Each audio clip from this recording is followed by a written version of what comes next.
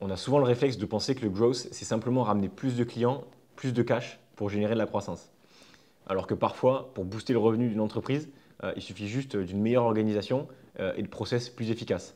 Que ce soit en utilisant mieux la donnée, en faisant mieux collaborer les équipes entre elles, en utilisant des outils plus adaptés ou encore en ayant un meilleur suivi des prospects ou des clients. C'est la meilleure définition que je donnerai de ce métier-là, donc de Growth Ops.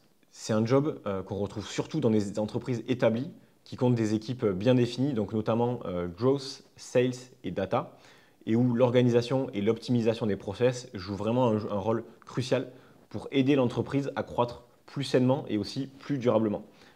Parce que ce n'est pas tout d'avoir des leads, ce qui compte à la fin, c'est d'avoir des clients. C'est dans cette logique d'optimisation, que ce soit de la donnée, de l'organisation ou de la conversion, que travaille le Growth Ops. La seule métaphore que j'ai trouvée, c'est de dire que vous pouvez avoir la plus belle maison, mais si elle n'a pas de fondation, elle ne tiendra pas debout. Et le Growth Ops, c'est un peu celui qui va faire les fondations de la maison. Sinon, plus sérieusement, on ne se rend pas forcément compte du nombre d'outils, de la complexité des process ou encore de la quantité d'informations dont on a besoin pour avoir un bon cycle d'acquisition. Quand on sait par exemple que dans la plupart des boîtes, un prospect il va arriver dans l'équipe marketing, puis il va passer au sales, puis il va revenir au marketing et sa donnée va être récupérée par l'équipe produit et data. Donc on comprend mieux l'importance d'avoir les bons outils et la donnée au bon endroit. Et c'est encore pire si c'est un prospect qui ne convertit pas, parce que derrière, il va falloir contacter, que ce soit la bonne personne qui le contacte, au bon moment, avec le bon message, de la bonne manière, etc. etc. D'où l'importance des process.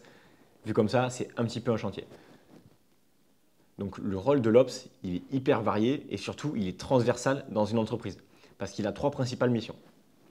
La première, il est en charge de la plupart des outils, donc que ce soit le CRM, la data stack, les outils de marketing automation, mais même aussi des outils internes comme Slack par exemple, qui sont des outils qui sont utilisés par la plupart des équipes de l'entreprise.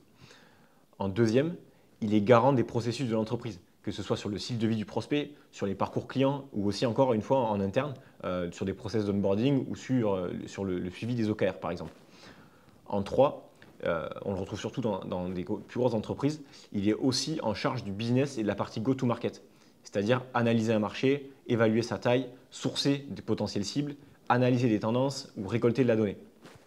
Donc en fait, ce qui est assez fou, c'est qu'un Growth Ops, si on prend sa journée, il pourrait passer 1 heure de sa journée avec chaque équipe de l'entreprise. Et on retrouve peu de jobs aussi transversales dans une même entreprise.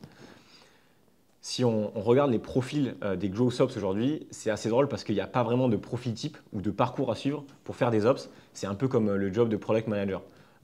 On retrouve des profils à la fois Sales, qui sont un peu techniques, des profils marketing, qui ont une bonne compréhension du business, ou même des anciens consultants, qui ont plutôt, eux, le sens de la méthode et de l'organisation. En tout cas, le point commun de tous ces profils, c'est leur maîtrise technique, c'est gérer des outils et des process complexes. Ils ont parfois des notions de code et ils ont surtout une capacité à communiquer et à collaborer avec tout le monde. Et c'est hyper important. C'est vraiment un job fascinant, pas encore très démocratisé en France. Certaines entreprises ont encore du mal à payer des profils growth qui n'ont pas comme objectif principal d'aller chercher des nouveaux leads. Mais on voit quand même de plus en plus d'offres de growth ops passer et c'est vraiment une bonne nouvelle. Donc voilà, j'espère que ça t'a aidé à mieux comprendre ce job qui est assez particulier et on attend vraiment tes questions si tu en as. À bientôt.